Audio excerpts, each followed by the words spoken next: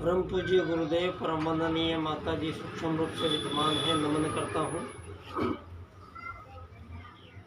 दोस्तों, 2026 का ये वर्ष चल रहा है अंग्रेजी कैलेंडर के अनुसार, और 2026 की आज की जो परिस्थितियाँ हैं वो सारे संसार में कई बातों पर महत्वपूर्ण रही है 2026 में।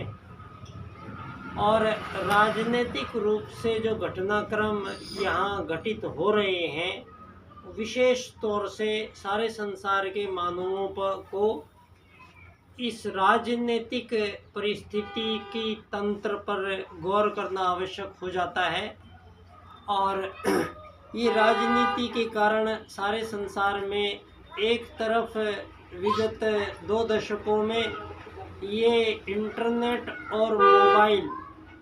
इंटरनेट मोबाइल का एक ज़माना आया, और जिसके माध्यम से सारे संसार के मानवों को बेहतर ज़िंदगी देने के लिए और अधिक उन्नति प्रगति करने के लिए, और जिस प्रकार के कार्य निर्धारित मानवों के द्वारा किए गए हैं,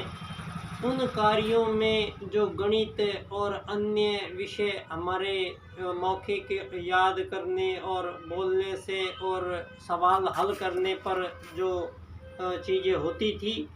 कुछ यंत्र इस प्रकार के आए कि मानवों को की आवश्यकता उन यंत्रों ने धीरे धीरे कम करनी शुरू कर दी। और आज ये AI आर्टिफिशियल इंटेलिजेंस से लेके और AGI आर्टिफिशियल जनरल इंटेलिजेंस, और उसमें भी अब एक ऐसे मुकाम तक ये आ चुका है विज्ञान, जहाँ सारी मानव जाति के अस्तित्व पर प्रश्न खड़े हो चुके हैं। इस विज्ञान के कारण यहाँ ऐसी परिस्थितियाँ बन रही है जहाँ सारी मानव जाति के अपने मूल अस्तित्व पर संकट उपस्थित हो गए हैं। और दूसरी तरफ आप लोग देख रहे होंगे कि ये युद्ध जो लड़े जा रहे हैं,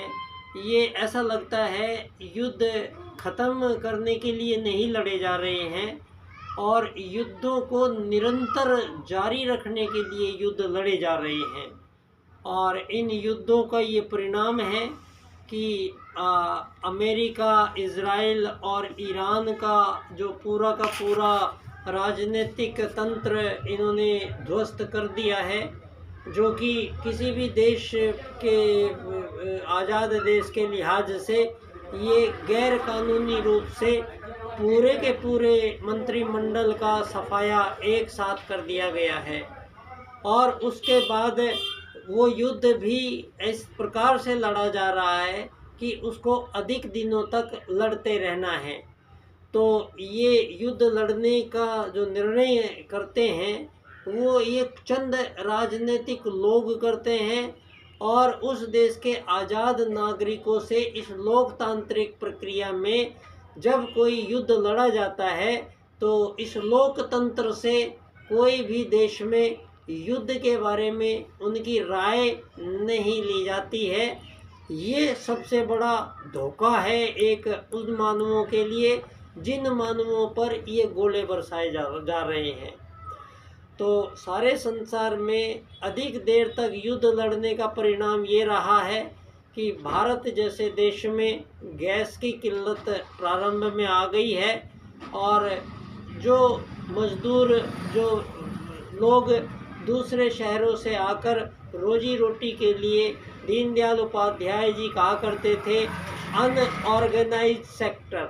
जिसमें उनकी कोई ऑर्गेनाइजेशन नहीं है, ऐसे लाखों लोग हमारे शहरों में आए हैं।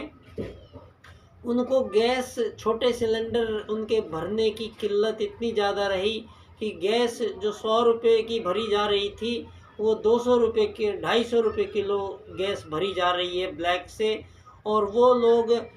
अधिक मात्रा में अधिक संख्या में एक साथ अपने गांव की ओर पलायन कर रहे हैं। और सभी लोगों को अभी फ़िलहाल ये जो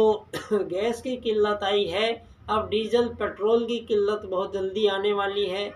और जिस प्रकार से ये बैंकिंग सिस्टम के साथ जो भयानक जिस प्रकार से ये सिलेंडर दिए गए थे, उसी प्रकार से सारे मानवों को ये धन आधारित जीवन पद्धति में उन लोगों ने उलझाया है। और इस धन आधारित जीवन पद्धति का नियंत्रण संपूर्ण रूप से बैंकों के माध्यम से उन चंद लोगों के हाथ में संसार में, सारे संसार के मानवों के आज़ाद देशों में सभी